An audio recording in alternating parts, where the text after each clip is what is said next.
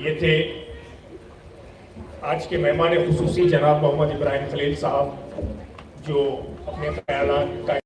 اس جلسے سے خطاب کر رہے تھے۔ حضرات محترم، یہ آپ کی میری ہم تمام کی خوش نصیبی ہے کہ آج ہمارے درمیان ایک ایسی شخصیت بھی ہے جن کا مزاج بڑا ہی ممتاز، جن کا انداز بڑا ہی منفرد، اور جن کے بزرگوں کی انفرادیت اور اس انفرادیت کی شہرت نہ ہی صرف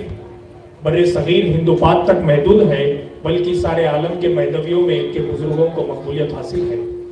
یہ ایک ایسی شخصیت ہمارے درمیان ہے۔ میں نے جب پہلی مرتبہ آج سے تقریباً 5 دن پہلے آپ کو کال کیا تھا اس کے ضمن میں، تو فوراً آپ نے اس جلسے کی صدارت قبول کر لی اور کہا کہ بابا میرے حصے میں بھی جو تقریر کا ہے وہ بچوں کے حصے میں لکھ دو، یہ ہماری قوم کا مستقبل ہے۔ تو اسی مناسبت سے اس شخصیت کو میں دعوت دینے سے پہلے بس اتنا کہوں گا کہ یہ الگ بات ہے کہ خاموش کھڑے رہتے ہیں، پھر بھی جو لوگ بڑے ہیں وہ بڑے رہتے ہیں۔ ایسے درویشوں سے ملتا ہے آپ کا شجرا جن کے قدموں میں کئی تاج پڑے رہتے ہیں۔ میری مراد حضرت مولانا سید ید اللہ مبشر مہدی مقصودی صاحب قبلہ، فرزند و جانشین حضرت مولانا الحاج سید دلاور مقصودی صاحب قبلہ، معزز صدر کل ہند مجلس علماء مہدویہ سے ہے کہ وہ آئیں اور اپنے صدارتی خطاب سے اس جلسے سے خطاب کریں۔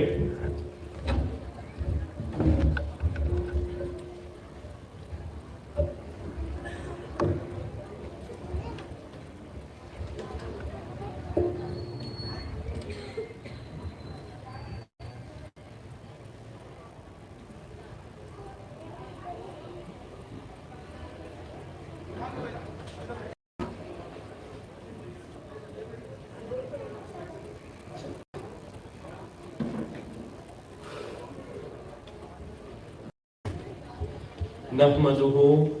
ونصلی علی رسولہ الکریم وخلیفۃ اللہ ہمسر رسول اللہ مہدی الموعود العظیم وآلہما واصحابہما اجمعین، اما بعد، کما قال اللہ تعالی فی القرآن المجید، فاعوذ باللہ من الشیطان الرجیم،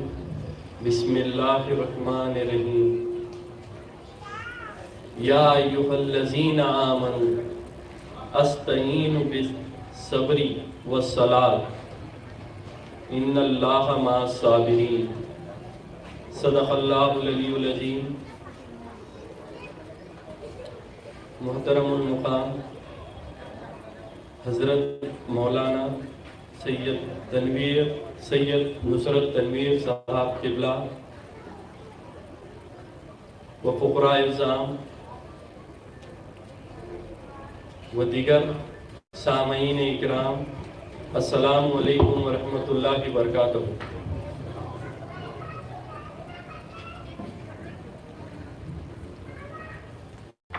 اپنی عنوان پر آنے سے پہلے اور اپنی لبکشائی کرنے سے پہلے ایک شعر آپ کے نظر کرنا چاہتا ہوں۔ بڑے لطیف ہیں، بڑے لطیف ہیں، نازک سے گھر میں رہتے ہیں۔ بڑے لطیف ہیں، نازک سے گھر میں رہتے ہیں، میرے حضور میری چشم تر میں رہتے ہیں۔ مقام ان کا نہ فرش زمین نہ عرش بری، مقام ان کا نہ فرش زمین نہ عرش بری، وہ اپنے چاہنے والوں کے دل میں رہتے ہیں۔ جیسا کہ آج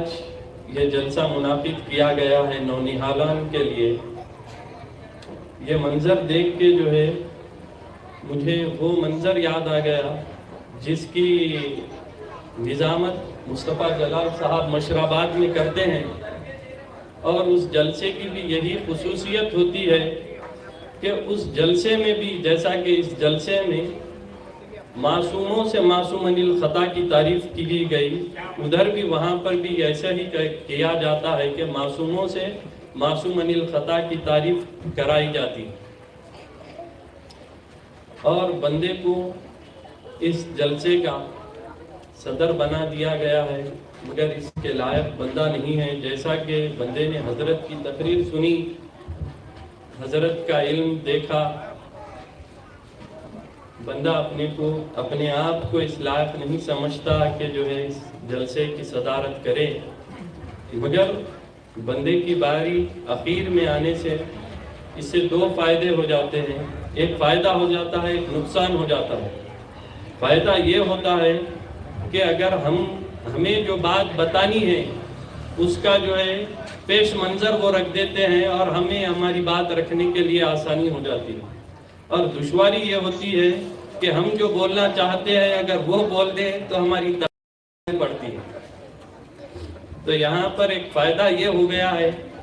کہ جو پیشوا مقررین تھے انہوں نے بندے کی تقریر کے لیے ایک پلیٹ فارم بنا دیا ہے،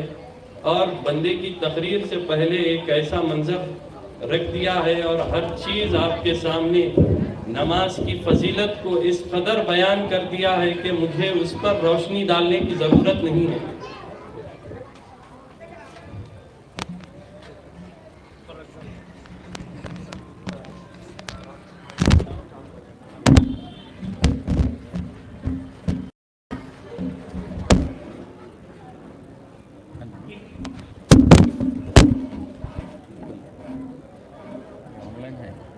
جیسا کہ آپ لوگوں نے مجھ سے پہلے مقرر سے مخاطب ہوئے اور سنے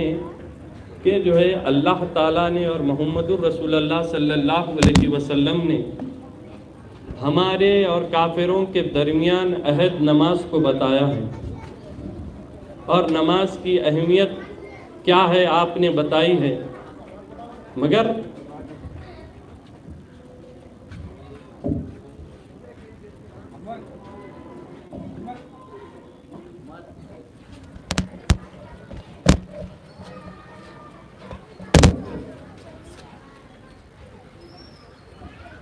آج بندہ یہاں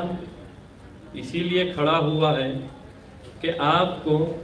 نمازی کی کیا حقیقت ہے، نمازی کی حضور محمد الرسول اللہ صلی اللہ علیہ وسلم کے پاس کیا اہمیت ہے، وہ بتانے کے لیے بندہ یہاں موجود ہوا ہے۔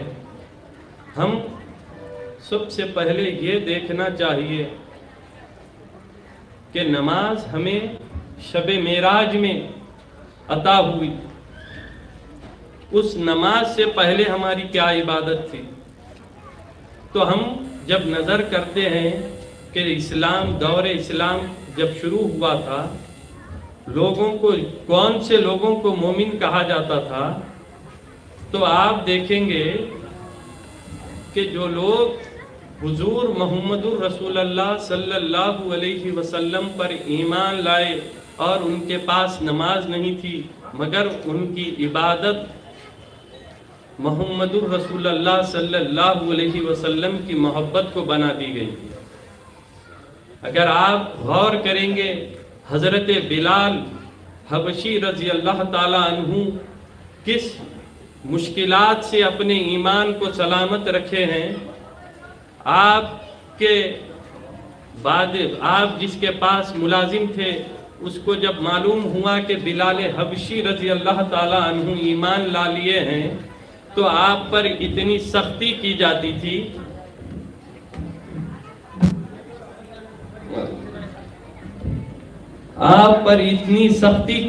تھی کہ آپ کو ریگستان میں ننگے پیر اور بدن پر کپڑے نہیں رکھتے ہوئے آپ کو سفر کراتے تھے، اور آپ سے جو ہے کئی ٹن مال جو ہے لدواتے تھے، اور آپ سے جو ہے بغیر کسی جانور کے جو ہے آپ بوجھ اٹھایا کرتے تھے، اور یہ بھی ان پر جو ہے بس نہیں ہوا، اس کے بعد بھی جو ہے اپنی تصدیق سے وہ نہیں پلٹے، تو یہ کرتے تھے کہ وہاں پر جو ہے آپ ہی سے جو ہے آگ لگانے کے لیے کہتے، اور آپ اس آگ کو لگاتے، اور آپ کو اس آگ پہ جو ہے سینے کے بل لٹا دیتے، اور اس آگ کی تپش میں بھی آپ اپنا ایمان برقرار رکھتے اور اپنے ایمان سے نہیں پھرتے، تو انہیں یہ احساس ہوتا کہ یہ آگ جو ہے بلال کو کچھ اثر نہیں کر رہی ہے، اس وقت وہ ان کے اوپر آگ نیچے اور اس کے اوپر حضرت بلال حبشی رضی اللہ تعالیٰ عنہ اور آپ کے اوپر جو ہے وزن ڈال دیتے تاکہ وہ کوئلے کے انگارے آپ کے سینے میں گھس جائے۔ ایسی تکالیفوں کے بعد، ایسی اذیتوں کے بعد بھی آپ نے اپنے ایمان سے منہ نہیں پھیرا اور آپ اپنے عقیدے پر، اپنے ایمان پر، محمد الرسول اللہ صلی اللہ علیہ وسلم کے کلمے پر برقرار رہے۔ تو ہمارے صحابیوں نے ایمان کی حفاظت کی ہے، اس قدر تکلیفوں سے ایمان کو جو ہے برقرار رکھا گیا ہے۔ آج ہمیں یہ ایمان بالکل ایک تحفے کے طرح جو ہے حاصل ہو گیا ہے، جیسا کہ ہم اپنے ماں باپ جو ایمان لائے ہیں ان کے نسل میں پیدا ہوتے ہیں اور ہم ایمان والے ہوتے ہیں، مگر اس دنیا میں اس چیز کو جو ہے عبادت کہتے تھے، حضور کے لیے تکلیف برداشت کرنے کو عبادت کہتے تھے، حضور کی محبت میں ہر انتہائی چیز کو برداشت کر لینا، ہر چیز پر صبر کر لینے کو عبادت کہتے تھے اور ایمان کہتے تھے۔ جب ہم پر ایمان شب معراج کے بعد ہم نمازیں فرض کی گئی، ہم پر نمازیں لازم کی گئی، تو یہی بلال حبشی رضی اللہ تعالیٰ عنہ سے محمد الرسول اللہ صلی اللہ علیہ وسلم فرماتے ہیں کہ اے بلال، تم دین اسلام میں ایسا کون سا مزید عمل کرتے ہو جس کی وجہ سے تمہارے کھڑاؤں کی آواز میرے بازو کے بہشت میں سنے آ رہی ہے؟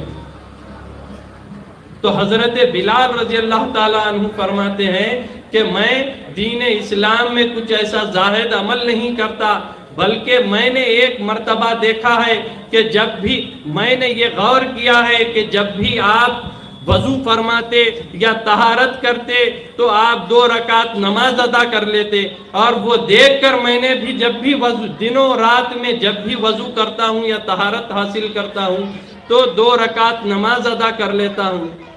تو حضور صلی اللہ علیہ وسلم نے فرمایا بے شک اے بلال یہ وہی عمل ہے جس کی وجہ سے اللہ تمہیں میرے قریب کر رہا ہے۔ تو معلوم یہ ہو رہا ہے کہ صرف ہم نمازوں کے وضو کر کے جو 2 رکعت ہم نماز پڑھتے ہیں اس کی فضیلت یہ ہے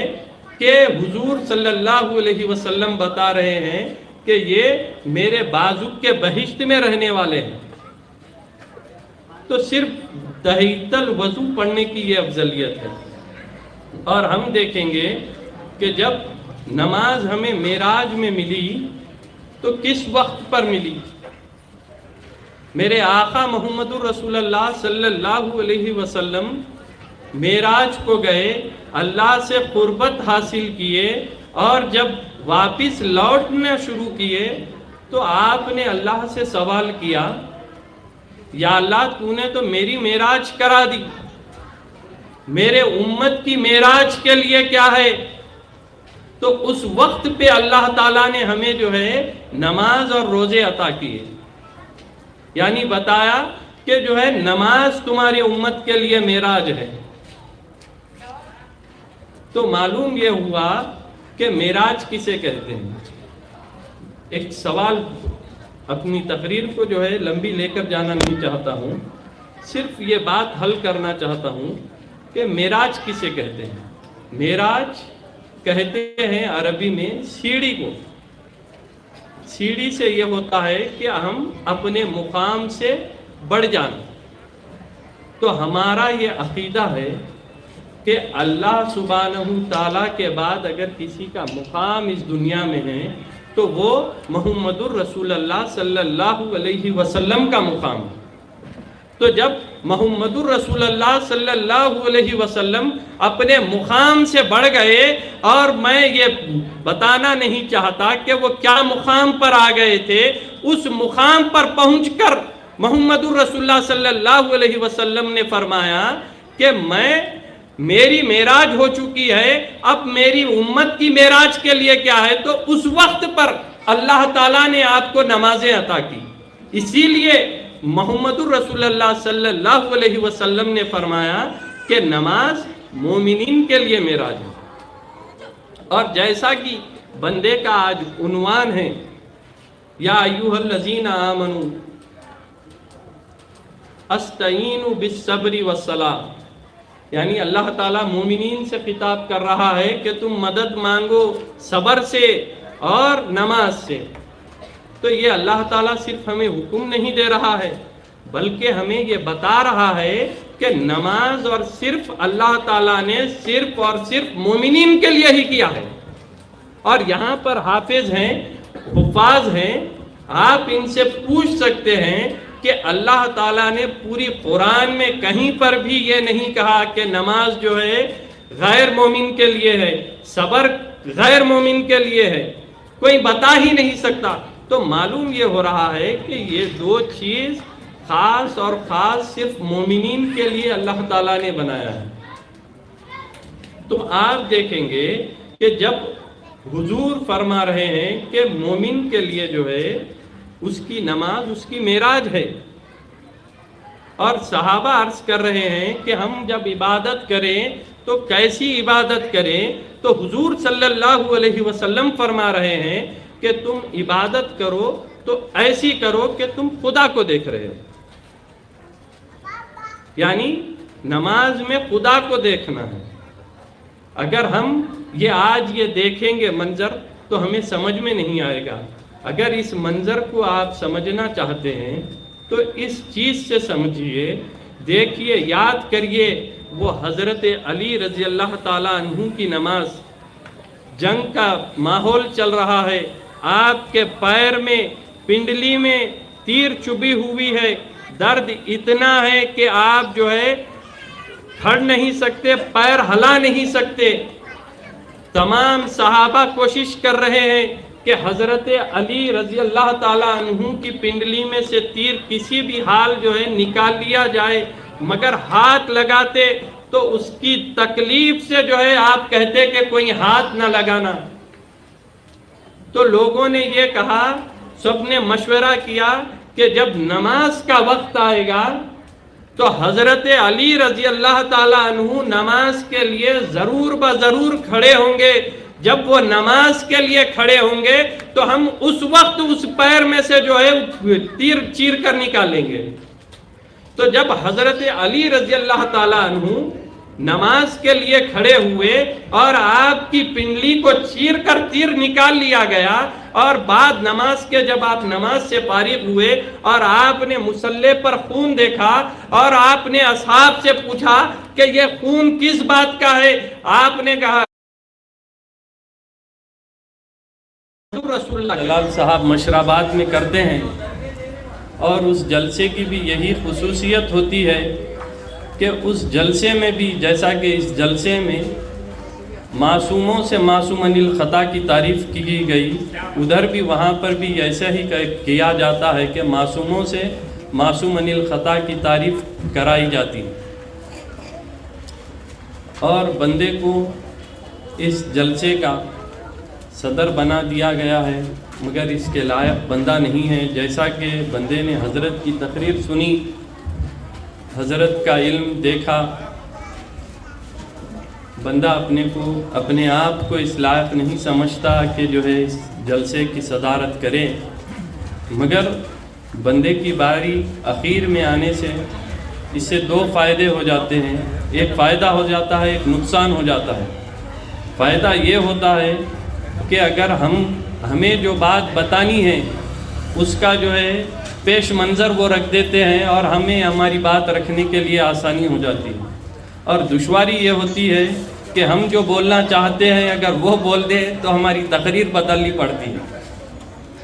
تو یہاں پر ایک فائدہ یہ ہو گیا ہے کہ جو پیشوا مقررین تھے انہوں نے بندے کی تقریر کے لیے ایک پلیٹ فارم بنا دیا ہے، اور بندے کی تقریر سے پہلے ایک ایسا منظر رکھ دیا ہے اور ہر چیز آپ کے سامنے نماز کی فضیلت کو اس قدر بیان کر دیا ہے کہ مجھے اس پر روشنی ڈالنے کی ضرورت نہیں ہے۔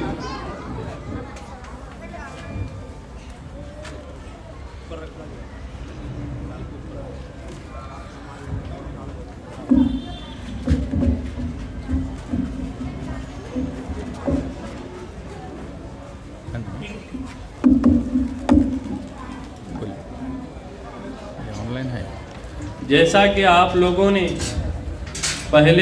مجھ سے پہلے مقرر سے مخاطب ہوئے اور سنے کہ جو ہے اللہ تعالیٰ نے اور محمد الرسول اللہ صلی اللہ علیہ وسلم نے ہمارے اور کافروں کے درمیان عہد نماز کو بتایا ہے، اور نماز کی اہمیت کیا ہے آپ نے بتائی ہے، مگر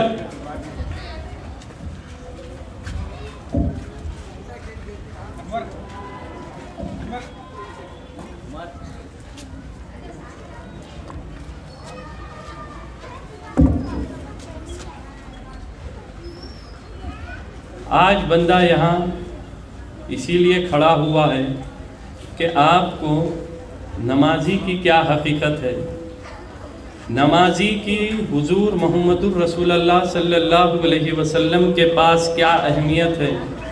وہ بتانے کے لیے بندہ یہاں موجود ہوا ہے۔ ہم سب سے پہلے یہ دیکھنا چاہیے کہ نماز ہمیں شب معراج میں عطا ہوئی،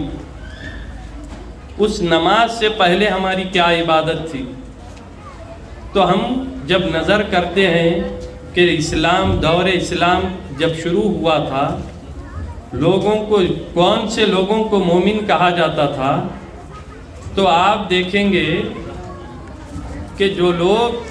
حضور محمد الرسول اللہ صلی اللہ علیہ وسلم پر ایمان لائے اور ان کے پاس نماز نہیں تھی، مگر ان کی عبادت محمد الرسول اللہ صلی اللہ علیہ وسلم کی محبت کو بنا دی گئی تھی۔ اگر آپ غور کریں گے، حضرت بلال حبشی رضی اللہ تعالیٰ عنہ کس مشکلات سے اپنے ایمان کو سلامت رکھے ہیں، آپ کے بعد آپ جس کے پاس ملازم تھے، اس کو جب معلوم ہوا کہ بلال حبشی رضی اللہ تعالیٰ عنہ ایمان لا لیے ہیں، تو آپ پر اتنی سختی کی جاتی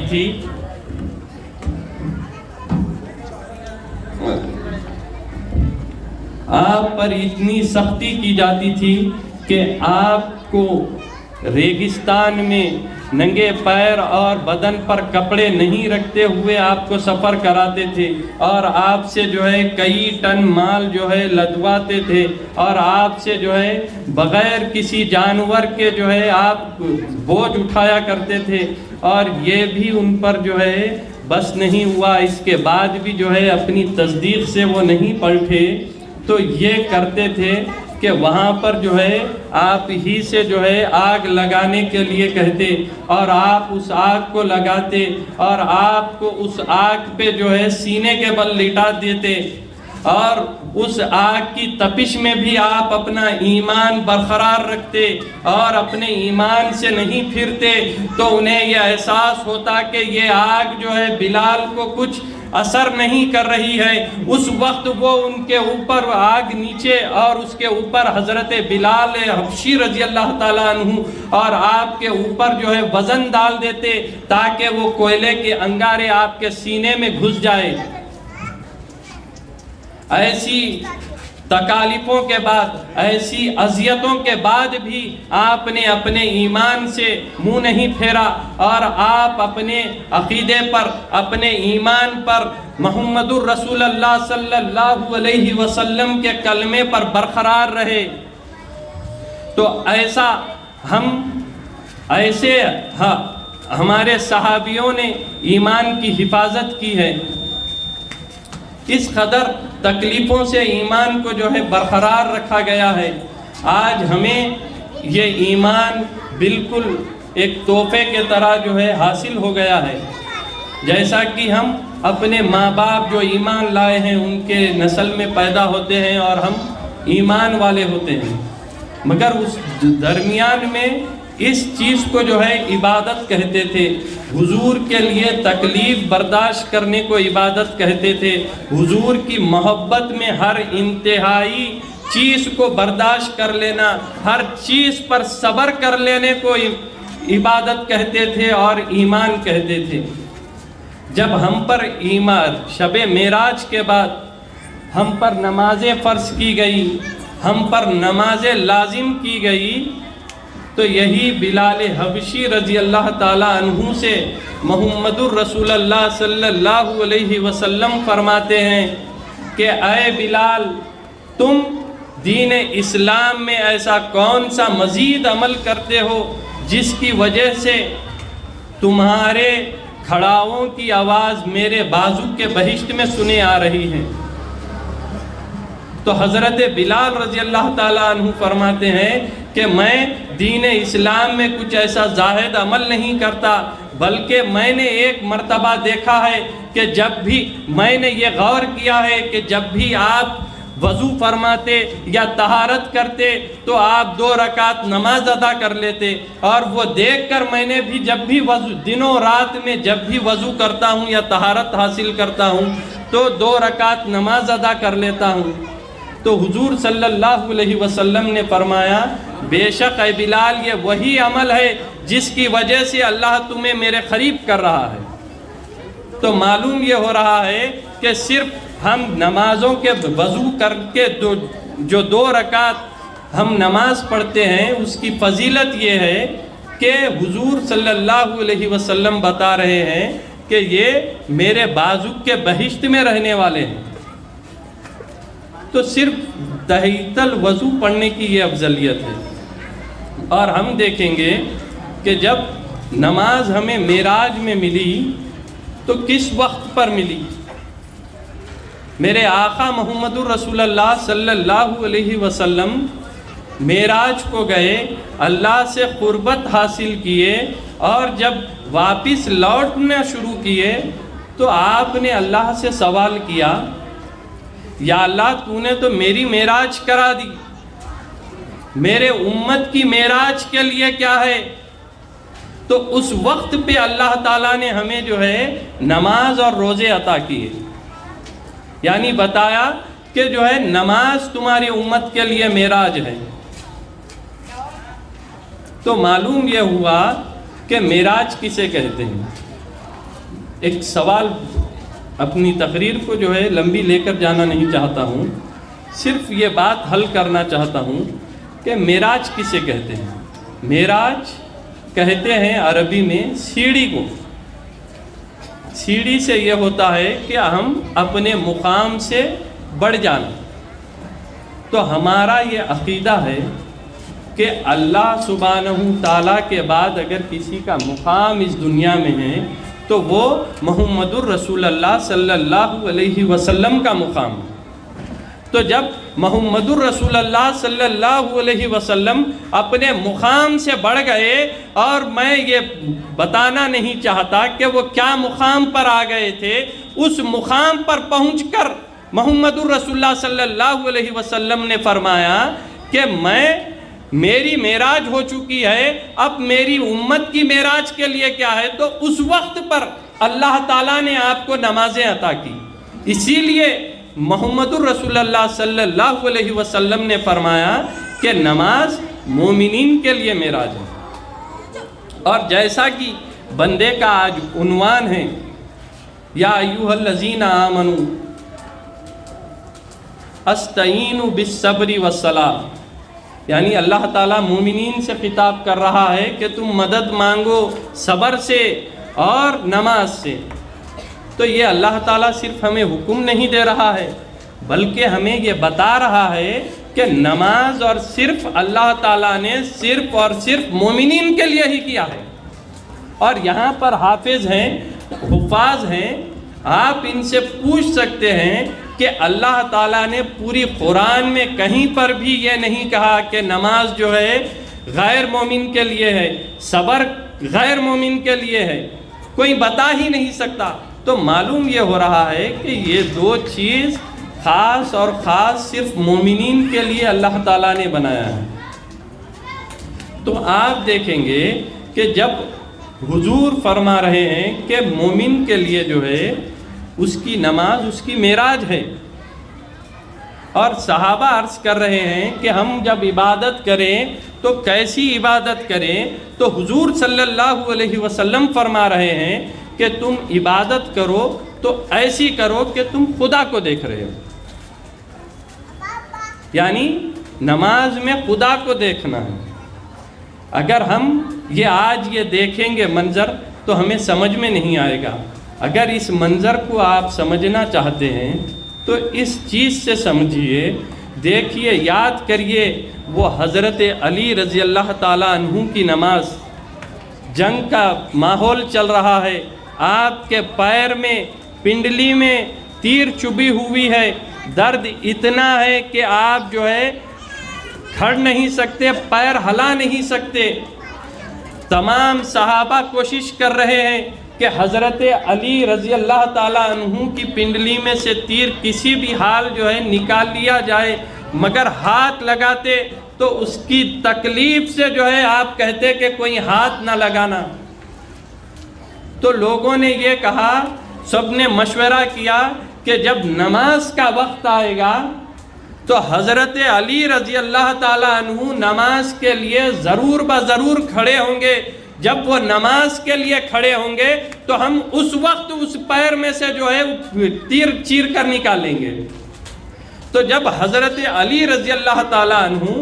نماز کے لیے کھڑے ہوئے اور آپ کی پنڈلی کو چیر کر تیر نکال لیا گیا، اور بعد نماز کے جب آپ نماز سے فارغ ہوئے اور آپ نے مصلی پر خون دیکھا اور آپ نے اصحاب سے پوچھا کہ یہ خون کس بات کا ہے، آپ نے کہا، صحابہ نے کہا، یا علی، ہم جب آپ نماز کے لیے کھڑے ہوئے تو ہم نے آپ کی پنڈلی کو چیر کر تیر نکال لیا۔ تو آپ نے فرمایا، قسم اس ذات کی جس کی بارگاہ میں کھڑا ہوا تھا مجھے محسوس نہیں ہوا۔ تو معلوم یہ ہوا کہ نماز ہمیں اس قدر پڑھنا ہے، اللہ کی محبت میں، حضور کی محبت میں اللہ کو دیکھتے ہوئے ایسی نماز پڑھنی ہے جس سے ہمیں محسوس نہ ہو کہ بازو کیا ہو رہا ہے، ہمارے ساتھ کیا ہو رہا ہے۔ اور آپ یہ بات کو بہت اس سے لے رہے ہوں گے کہ ہم ایسی نماز کیسے پڑھیں، تو میں آپ لوگوں کو بتا دینا چاہتا ہوں کہ ہم جیسا کلمے پر یقین کرتے ہیں ویسے ہی نماز پڑھنا چاہیے۔ یہاں پر کتنے لوگ ہیں جو مجھے بول سکتے ہیں کہ ہم خدا کو دیکھا ہے؟ کوئی نہیں بول سکتا، مگر ہم یہ شہادت دیتے ہیں، گواہی دیتے ہیں کہ اللہ ایک ہے۔ یہ غور طلب بات ہے، ہمیں مسلمان ہونے کے لیے صرف اللہ کو ایک جاننا ہے۔ اگر ہم کسی غیر اللہ کو اللہ مانیں گے تو ہم کافر ہو جائیں گے۔ معلوم یہ ہو رہا ہے اللہ کو ایک جاننے سے ہی ہم اسلام میں داخل ہو جائیں گے، تو پھر ہمارے کلمے میں محمد الرسول اللہ کیوں ایڈ کیا گیا ہے؟ تو معلوم یہ ہوا کہ صرف اللہ کو محمد الرسول اللہ ہی جانتے ہیں، اسی لیے ہم لا الہ الا اللہ محمد الرسول اللہ کہتے ہیں۔ ہمارا کلمہ یہ نہیں ہے کہ ہم محمد الرسول اللہ صلی اللہ کہ ہم اللہ کو ایک جانتے، ہم جیسا ایک جانتے ہیں ویسا جانتے ہیں، بلکہ ہمارے ایمان کی، ہمارے کلمے کی یہ صداقت ہے کہ جیسا محمد الرسول اللہ صلی اللہ علیہ وسلم اللہ کو ایک بتا رہے ہیں، ہم ویسا اللہ کو ایک جاننے والے ہیں۔ تو یہ ہمارا ایمان ہے، ہمارا کلمہ لا الہ الا اللہ محمد الرسول اللہ کا مطلب یہ ہے کہ ہم جو محمد صلی اللہ علیہ وسلم کو اللہ کا رسول جانتے ہیں، وہ جیسا اللہ کو ایک مانتے ہیں، ایک جانتے ہیں، ہم بھی ویسے ہی اللہ کو ایک جانتے ہیں اور ایک مانتے ہیں۔ یہ ہمارا کلمہ ہے۔ اور جب آپ کہہ رہے ہیں کہ تم عبادت ایسی کرو کہ تم خدا کو دیکھ رہے ہو، تو ہم پر یہ لازم ہو جاتا ہے کہ جب ہم نماز میں کھڑے ہوں تو اس نیت سے کھڑے ہونا چاہیے کہ ہم اللہ کو دیکھ رہے ہیں۔ یہ ہماری قدرت نہیں ہے کہ ہم اللہ کو دیکھ سکتے ہیں، مگر یہ اللہ کا فضل ہے کہ وہ ہمیں دکھ سکتا ہے۔ اسی لیے اللہ تعالیٰ نے فرمایا ہے ذالک فضل اللہ یؤتیہ من یشاء۔ ہمیں جب نماز میں کھڑا ہونا ہے تو ہماری نیت، ہم جو ایمان لا رہے ہیں، جس نبی پر ہم ایمان لا رہے ہیں، جس رسول پر ہم ایمان لا رہے ہیں، ہم ان کا فرما بردار ہو کر نماز میں کھڑنا چاہیے۔ اگر ہم سے حضور نہیں کہتے کہ تم نماز پڑھو تو ہم نماز پڑھنے والے نہیں ہوتے۔ اگر ہم سے حضور نہیں کہتے کہ تم روزے رکھو تو ہم روزے رکھنے والے نہیں ہوتے۔ جب ہم سے حضور کہہ رہے ہیں کہ تم نماز پڑھو تو ایسی پڑھو کہ خدا کو دیکھ رہے ہو، تو ہم پر یہ لازم ہو گیا ہے کہ جب ہم نماز میں کھڑے ہو تو اس نیت سے کھڑے ہونا چاہیے کہ ہم خدا کو دیکھ رہے ہیں، تو تبھی ہماری نماز جو ہے قبولیت کو پہنچے گی۔ اگر آپ دیکھیں گے کہ جو ہے میر سے پیشوا مقرر عورتوں کے ضمن میں ایک بات کہہ رہے تھے کہ اگر گھر میں تربیت جو ہے اچھی ہوگی تو ان کی اولاد بھی جو ہے اچھی نکلے گی۔ یقیناً یہ صحیح بات ہے۔ اگر آپ دیکھیں گے کہ حضرت بی بی فاطمہ رضی اللہ تعالیٰ عنہ کا مزاج دیکھیں گے تو آپ یہ دیکھیں گے، جب آپ ان کی سیرت سے وابستگی حاصل کریں گے تو آپ کو یہ چیز معلوم ہوگی کہ بی بی فاطمہ رضی اللہ تعالیٰ عنہ ہر روز کا یہ عمل تھا کہ آپ حسنین کو سلا کر اللہ کی بارگاہ میں نماز کے لیے کھڑی ہو جاتی۔ جب نماز کے لیے کھڑی ہو جاتی، جب آپ سجدے میں جاتی اور جب سجدے سے سر اٹھاتی تو جو ہے رات ختم ہو جاتی، اور آپ اللہ سے یہ دعا کرتی تھی کہ یا اللہ تو کبھی ایک ایسی لمبی رات بنا دے جس میں جو ہے فاطمہ کے سجدے عطا ہو جائے۔ تو ہمیں ویسی عبادتیں کرنی چاہیے۔ اور میں آپ کو یہ بھی سنانا چاہوں گا، رابعہ بصری رحمت اللہ علیہا کا قول ہے اور آپ کا عمل ہے، آپ دن بھر میں ہزاروں نمازیں ادا کرتی تھیں، ہزاروں، جس کو کوئی گن نہیں سکتا اتنے نمازیں دن بھر میں ادا کرتی تھی۔ آپ سے لوگوں نے پوچھا کہ اے رابعہ تم اتنے نمازیں کیوں ادا کر رہی ہو؟ تو حضرت رابعہ بصری رحمت اللہ علیہ سے کہا کہ میں یہ نمازیں جنت حاصل کرنے کے لیے نہیں پڑھتی، میں یہ نمازیں کوئی بڑے سے بڑا مقام حاصل کرنے کے لیے نہیں پڑھتی، میں یہ نمازیں متقی بننے کے لیے بھی نہیں پڑھتی، میں نمازیں اسی لیے پڑھتی ہوں کہ جب حشر کا میدان ہوگا میرے آقا محمد الرسول اللہ صلی اللہ علیہ وسلم اس میں موجود ہوں گے اور تمام انبیاء کے لوگ موجود ہوں گے، اور ان تمام لوگوں میں میرے آقا محمد الرسول اللہ صلی اللہ علیہ وسلم میرا ہاتھ پکڑ کر سب میں بتائیں گے کہ میری امت کی یہ ایسی مسلمہ ہے جس نے ہر وقت اپنی نماز پڑھی ہے، اور اس زمن میں بھی میرے آقا محمد الرسول اللہ صلی اللہ علیہ وسلم کا چہرہ روشن رہے، کہ کوئی امت کی ایک ایسی عورت نہ ہو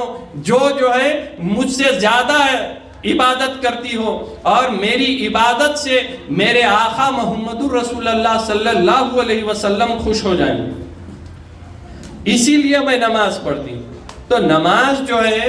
جو اولیاء اللہ ہے، جو بزرگان دین ہیں، ان کے پاس نماز جنت حاصل کرنے کے لیے نہیں ہے، ان کے پاس نماز حضور کو خوش کرنے کے لیے ہے۔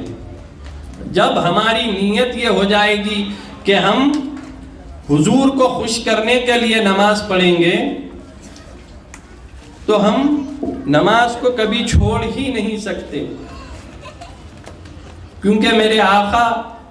محمد الرسول اللہ صلی اللہ علیہ وسلم نے فرمایا ہے کہ جب جنتی جنت میں چل جائیں گے، جنتی جنت میں چل جائیں گے، وہ ایک دوسرے کو دیکھ کر رشک کریں گے کہ اگر میں دنیا میں ایک سجدہ زیادہ کر لیتا تو میں اس مقام پر پہنچ جاتا۔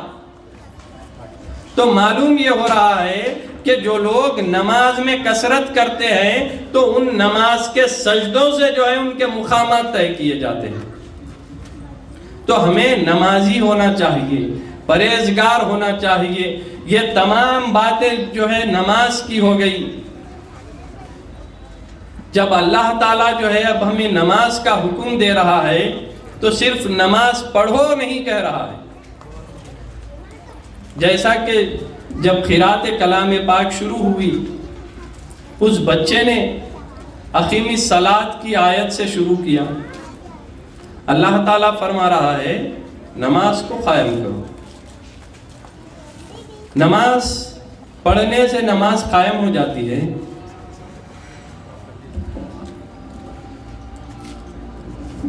عصر کا وقت بھی ہو گیا ہے، میں اپنی تقریر کو جو ہے کم کرتے ہوئے، مختصر کرتے ہوئے، مختصراً انداز میں سنانا چاہوں گا کہ جب اللہ تعالیٰ ہمیں حکم دے رہا ہے کہ نماز کو قائم کرو، تو نماز قائم کب ہوتی ہے؟ نماز کو پڑھنا بھی پڑتا ہے، پھر اس کو قائم کرنا ہوتا ہے۔ یعنی جو چیز جو ہے قائم ایک جگہ فکس ہو گئی، قیام ہوتا ہے ٹھہرنے کو۔ قیام کس کو؟ ٹھہرنے کو جو ہے کئی الفاظ ہیں، مگر قیام کہتے ہیں ایک جگہ مسلسل ٹھہرے رہنے، یعنی اس چیز کو اس جگہ پہ جو ہے فکس کر دینا، وہ ہوتا ہے قیام۔ تو نماز کو قائم کرو، اس کو فکس کر دو، خالی ٹھہراؤ کو پھر گر گئے ویسا، اس کو جو ہے فکس کرنا ہے نماز کو۔ تو نماز کو کیسے فکس کرنا ہے؟ تو جو ہے اللہ تعالیٰ جو ہے فرما رہا ہے، اپنے بے شمار آیتیں فرما رہا ہے، اس میں سے جو ہے سورہ توبہ کی 108ویں آیت ہے، جس میں اللہ تعالیٰ فرما رہا ہے محمد رسول اللہ صلی اللہ علیہ وسلم سے کہ آپ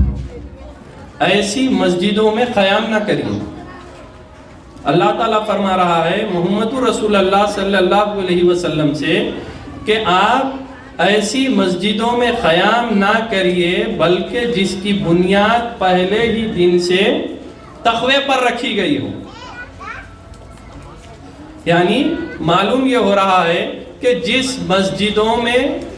تقوی کی بنیاد پر مسجدیں بنائی نہیں گئی ہیں، وہاں پر محمد رسول اللہ صلی اللہ علیہ وسلم کا قیام اللہ کی طرف سے جو ہے روک دیا گیا ہے، یعنی وہاں پر محمد رسول اللہ صلی اللہ علیہ وسلم کا قیام نہیں ہے۔ تو اور اللہ تعالیٰ فرما رہا ہے کہ آپ ان مسجدوں میں قیام کریے جن کی بنیاد جو ہے تقوی پر رکھی گئی ہے۔ تو میں پوچھنا چاہتا ہوں کہ تقوی کس چیز کو کہتے ہیں؟ تقوی کس چیز کو کہتے ہیں؟ تو آپ لوگ جو ہے یہ بیان کریں گے، یہ مجھ سے کہیں گے کہ تقوی اسے کہتے ہیں جو صرف اللہ ہی کے لیے ہو، ہمارے پاس جو ہے کچھ باقی نہیں ہے اور اللہ کی ذات پہ جو ہے بھروسہ کر کے رہنا ہے، اس کو جو ہے ہم تقوی کہیں گے۔ تو میں آپ کو یہ تقوی سمجھانا چاہتا ہوں، آپ کا ذہن اس منظر پر لے کر جانا چاہتا ہوں جہاں پر حضرت شاہ قاسم مجتہد گرو رحمت اللہ علیہ کا دائرہ موجود ہے، وہاں پر حضرت جوگی محمد آ رہے ہیں، وہاں پر جو فخر و فاقہ آپ نے آپ کے شاہ قاسم مجتہد گرو کے دائرے کے فقراؤں کا فخر و فاقہ دیکھا، دیکھ کر آپ جو ہے جب کوئی جوگی ہوتا ہے تو وہ اپنی زندگی کی تمام محنت جو لگا دیتا ہے اس ایک کیمیا بنانے کے لیے، وہ کیمیا یہ کام کرتا ہے اگر اس کا ایک خطرہ کسی چیز پر ڈال دے، مٹی پر ڈال دے تو وہ سونے کا ہو جاتا ہے۔ تو وہ چیز جو ہے اپنی زندگی کی محنت کو جو ہے ان کے فاقے دیکھ کر جو ہے وہ دے دیتے ہیں اور کہتے ہیں کہ آپ جو ہے میں ایک سفر پر جا رہا ہوں، لوٹا جب تک آپ اس سے جتنا چاہے اتنا سونا بنا لیجئے، بنا کر آپ اپنا جو ہے فاقہ دور کر لیجئے، دور کر کے جو ہے آپ اچھے ہو جائیں گے۔ تو آپ جو ہے کچھ عرصے کے بعد واپس آتے ہیں اور دیکھتے ہیں کہ وہ فقراء ویسے ہی حالت میں ہیں، تو آپ ان سے پھر عرض فرماتے ہیں کہ میں نے تو تمہیں جو ہے اپنی زندگی کی کمائی دے دی تھی، تم چاہتے تو اس سے کئی ڈھیر سارا سونا بنا کر اپنی زندگی سنوار سکتے تھے، تم نے اس میرے کیمیا کا کیا کیا؟ کیا تم نے اسے استعمال نہیں کیا؟ تو آپ نے فرمایا کہ ہم اس کیمیا کو ہمارے حضرت کے پاس لے گئے، ہمارے شیخ کے پاس، ہمارے مرشد کے پاس لے گئے، اور ان سے ہم نے کہا کہ یہ کیمیا ہے، یہ کسی چیز پر ڈال دے تو وہ سونے کی ہو جاتی ہے، اور ہم اسے فروخت کر کر ہمارے جو ہے پاس ہو رہی ہے، اور ہماری حفاظت نماز کی وہ کر رہے ہیں، اور ہمارے نمازیں جو ہے اللہ کے فضل سے قیام ہونے والی ہیں اور قائم ہونے والی ہیں، اور آپ تمام لوگوں سے وقت کی کمی سے جو ہے اپنا اور بندے کا اور موضوع تھا وہ ختم کرتے ہوئے یہ عرض کرنا چاہتا ہے کہ تمام خواتین سے یہ گزارش ہے کہ وہ اپنے بچوں کو تربیت دیں، نماز کو بھیجیں، نماز ہی جو ہے ہماری اصل پڑھائی ہے، ہماری اصل سنوارنا ہے، نماز ہی سے ہم جو ہے آگے بڑھ سکتے ہیں، نماز ہی ایک ایسی چیز ہے جس کی ہمیں جو ہے پہلی پرسش ہوگی، نماز ہی ایک ایسی چیز ہے کہ ہم جس سے دین کو بھی سنوار سکتے ہیں اور دنیا کو بھی سنوار سکتے ہیں، اور تمام لوگوں سے میری یہ خواہش ہے کہ آپ تمام جو ہے اللہ کے واسطے اور محمد رسول اللہ صلی اللہ علیہ وسلم کی محبت کے لیے نمازی ہو جائیں۔ وآخر الدعوانا الحمدللہ رب العالمین۔